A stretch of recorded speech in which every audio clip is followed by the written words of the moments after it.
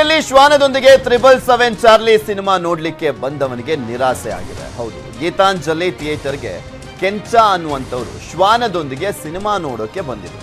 ಆದರೆ ಥಿಯೇಟರ್ ಸಿಬ್ಬಂದಿ ನಾಯಿಯನ್ನ ಒಳಗೆ ಬಿಟ್ಟಿಲ್ಲ. ಇದರಿಂದ ಕೆರಳಿದಂತ ಶ್ವಾನದ ಮಾಲೀಕ ಥಿಯೇಟರ್ ಮುಂದೆ ಪ್ರತಿಭಟನೆ ಮಾಡಿದ್ದಾರೆ.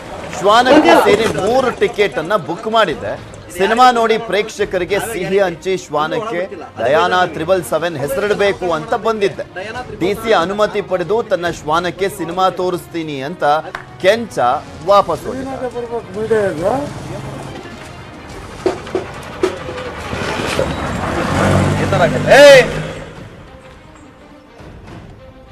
ಅಂತ ಮೂವಿ ರಿಲೀಸ್ ಆಗಿದೆ ದಾವಣಗೆರೆ ಗೀತಾಂಜಲಿ ಟ್ಯಾಕೀಸ್ ಹತ್ರ. ಆ ಮೂವಿನ ನಾವು ಬರೀ ಫೇಸ್ಬುಕ್ ಅಲ್ಲಿ ಇದೆಯಲ್ಲ, ಫೇಸ್ಬುಕ್ ಅಲ್ಲಿ ಒಂದೆರಡು ಏನೋ ಸೀನ್ ನೋಡಿ ತುಂಬಾ ಇಷ್ಟ ಆಗಿದೆ ನನಗೆ. ಅದಕ್ಕೋಸ್ಕರ ನಾವು ಸಾಕಿದೀವಿ. ಅಂದ್ರೆ ಸಾಕಿರೋದು ಬೇರೆ ಜನಕ್ಕೆ ಅದು ಏನ್ ತಿಳ್ಕೊಂತಾರೆ ಗೊತ್ತಿಲ್ಲ. ಬಟ್ ಇಲ್ಲಿ ಇವು ಫಿಲಮ್ ಮಾಡಿರೋದ್ರೆ ಬಹಳ ಇಷ್ಟ ಆಗ್ಬಿಟ್ಟೈತೆ. ನಮ್ಮ ಡಯಾನನ್ ಜೊತೆಗೆ ನೋಡ್ಬೇಕಂತ ಆಸೆ.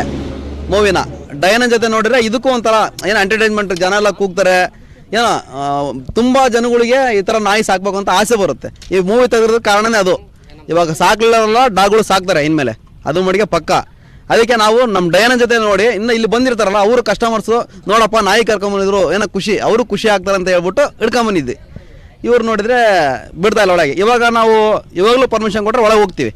ಬಟ್ ಇದಕ್ಕೂ ಹೋಗಕ್ಕೆ ಆಸೆ ಇದೆ. ಅದು ಏನೂ ತೊಂದರೆ ಮಾಡ್ತಿಲ್ಲ. ಹಿಂಗೆ ಕಡಿಬೇಕಂತಿದ್ರೆ ಎಲ್ರಿಗೂ ಅಟ್ಯಾಕ್ ಮಾಡ್ಬೋಯಿತ್ತು.